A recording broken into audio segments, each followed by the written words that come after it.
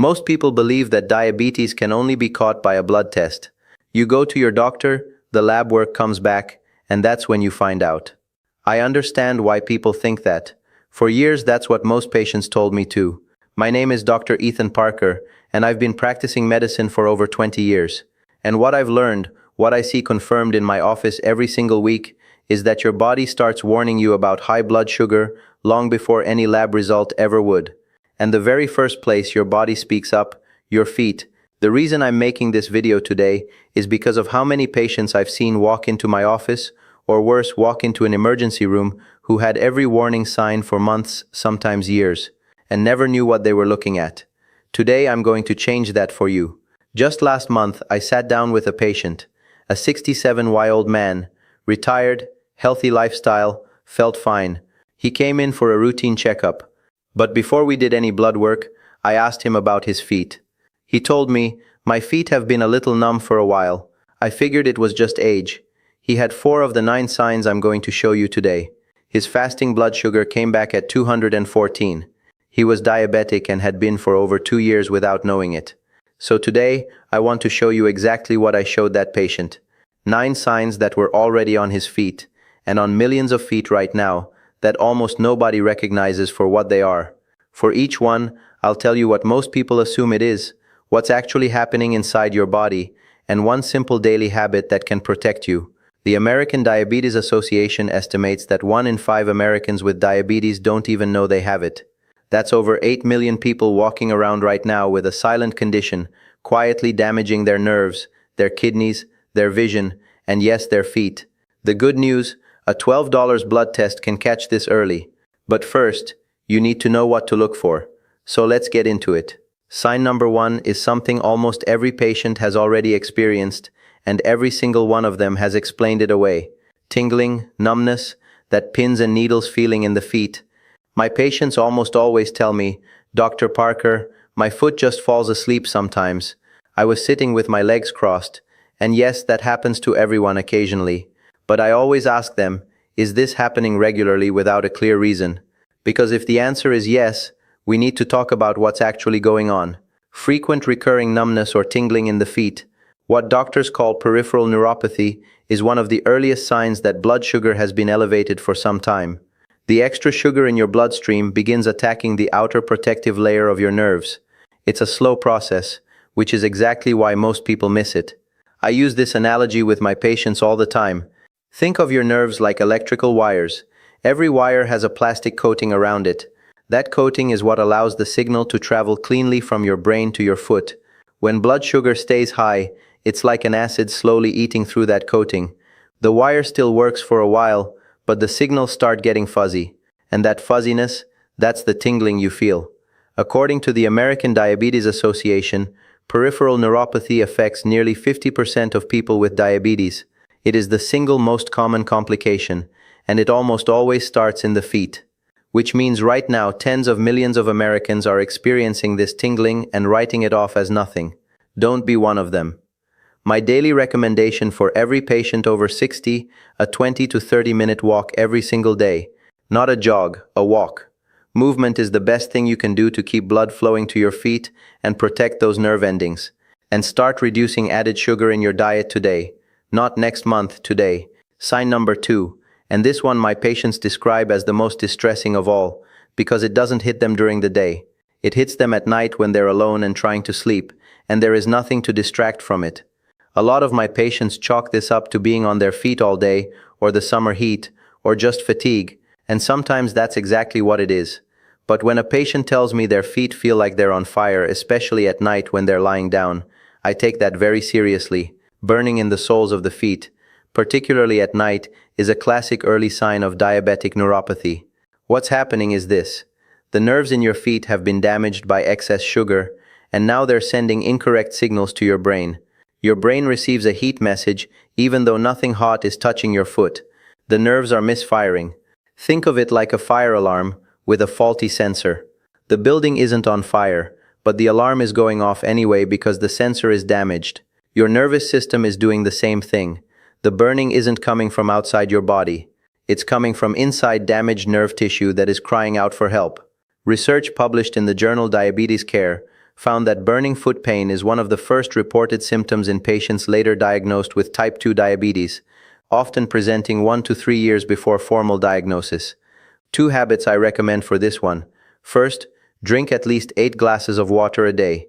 Proper hydration helps your kidneys flush excess glucose and supports nerve tissue. Second, add more fiber to every meal. Vegetables, legumes, oats. Fiber slows the absorption of sugar into your bloodstream, which is exactly what those damaged nerves need. Sign number 3, and I need you to pay very close attention here because this is the one that stops being uncomfortable and starts becoming genuinely dangerous. This is the one that sends the most patients to the emergency room. They come in and say, "Dr. Kent, I had a little blister from my shoe 3 weeks ago. It still hasn't healed." They waited, they assumed it would close on its own. Most small wounds do heal on their own, but not when blood sugar is elevated. When blood sugar is consistently high, your body loses its ability to heal efficiently. The blood vessels throughout your body, including the tiny ones in your feet, begin to narrow and stiffen. This means that oxygen, white blood cells, and the nutrients that repair tissue simply cannot reach the wound fast enough. The wound sits there, open, vulnerable, and slow to close. Imagine trying to water a garden, but your hose has a serious kink in it. The water is there, but it's not getting where it needs to go. That's exactly what high blood sugar does to circulation in your feet.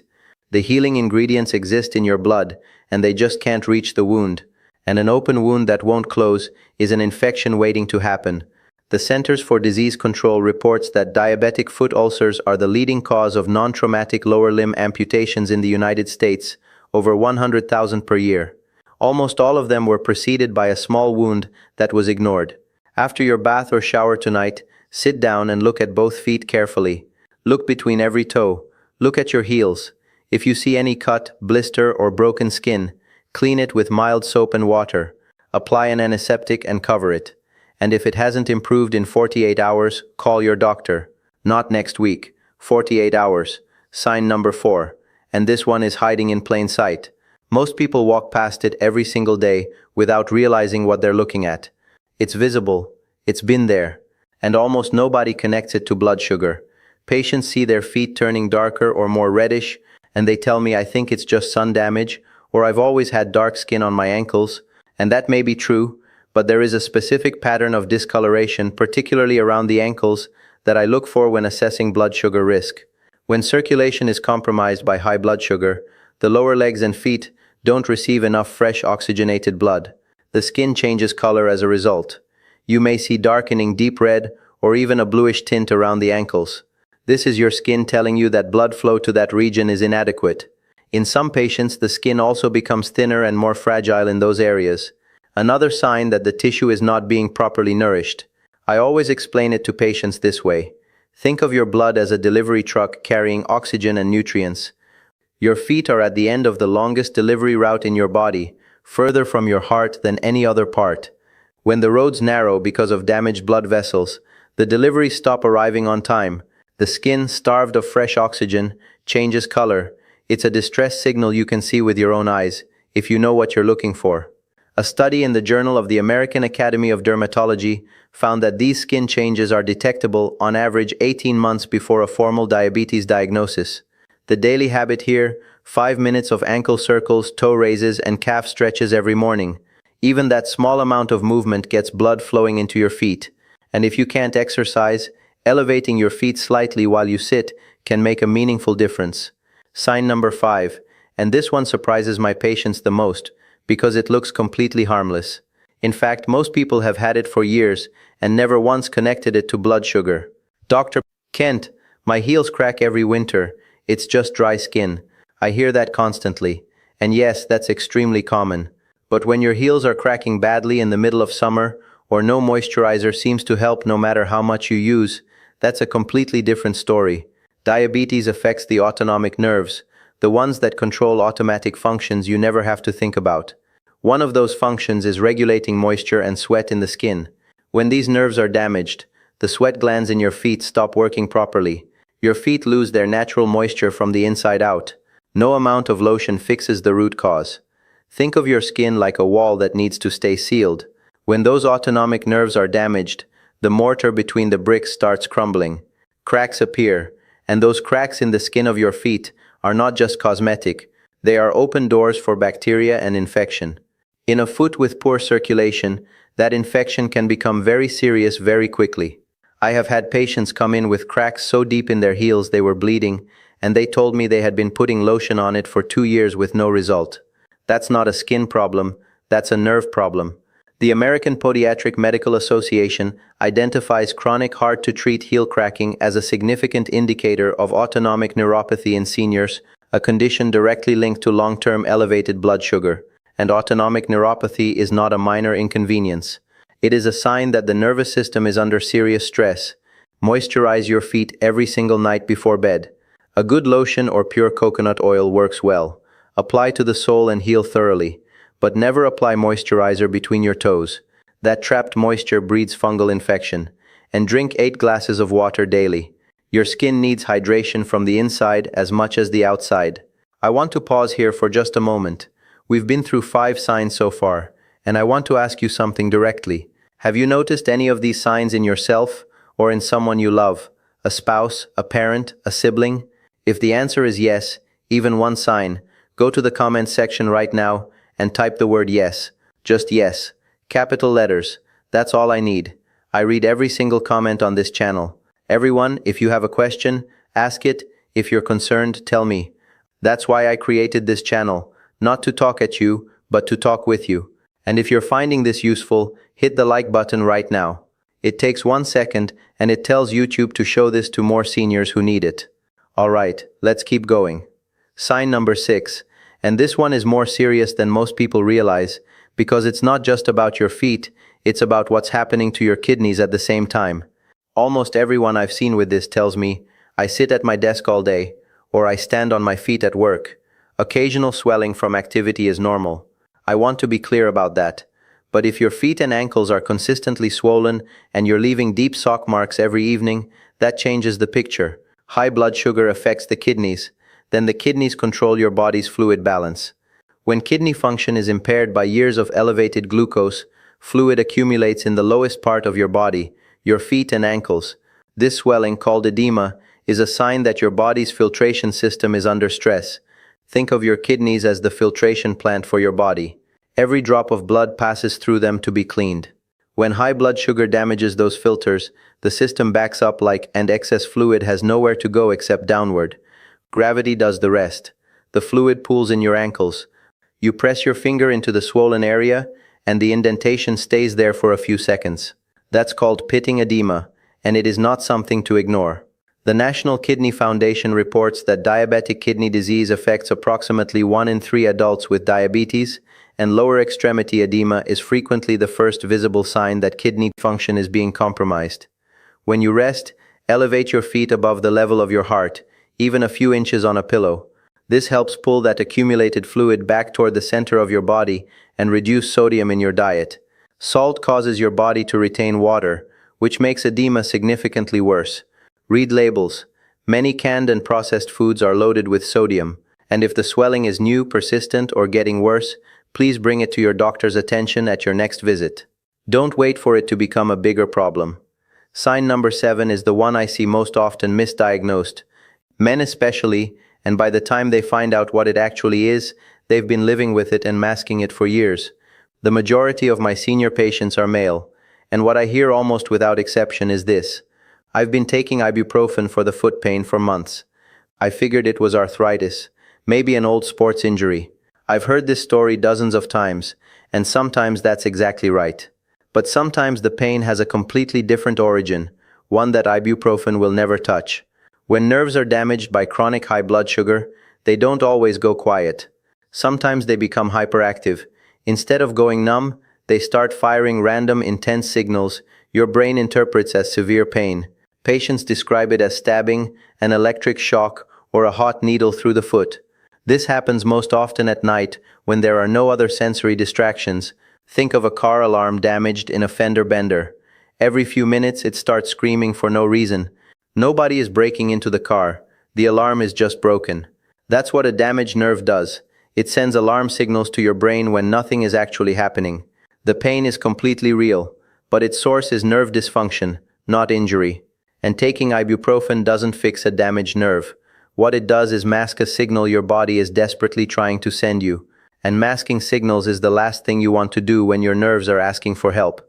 A landmark study in the New England Journal of Medicine found that painful diabetic neuropathy affects approximately 25% of people with diabetes and is frequently mistaken for arthritis, tendinitis, or age-related joint pain.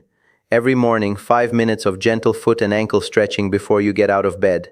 Flex your feet, circle your ankles, pull your toes back gently, get blood moving before you put weight on your feet. And every night before bed, give your feet a gentle 3-in-1 massage. Light circular strokes along the sole and up the ankle. Your nerves will thank you. Sign number 8 is the one that tells me how far things have progressed. When I see this in a patient, I know the damage is not early anymore. And almost every single time the patient's first reaction is, "Doctor, I've had that my whole life." They say, "I've always had cold feet, Dr. Kent. My wife has stolen the electric blanket every winter for 30 years. And I laugh with them, but then I ask, "Are your feet cold in July? Are they cold under 3 blankets?" Because that's when I become concerned. Cold feet that persist regardless of the temperature around you. Cold in summer, cold under heavy blankets, cold even when the rest of your body feels warm, are a strong indicator of significantly compromised blood circulation in the lower extremities. Your blood vessels have narrowed or stiffened to the point where warm blood simply is not reaching the tips of your feet in sufficient volume. Think of your blood vessels like a heating system running pipes to every room in your house. When those pipes narrow from blood sugar damage, the heat doesn't make it to the far end. The room stays cold no matter how hard the furnace works. That cold is not about the weather, it's about the pipes.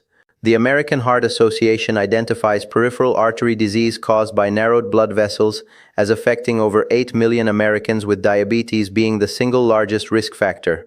Cold feet are one of its earliest and most consistent symptoms. The best response here is a 30-minute brisk walk every single day. Not a stroll, a purposeful arm-swinging walk.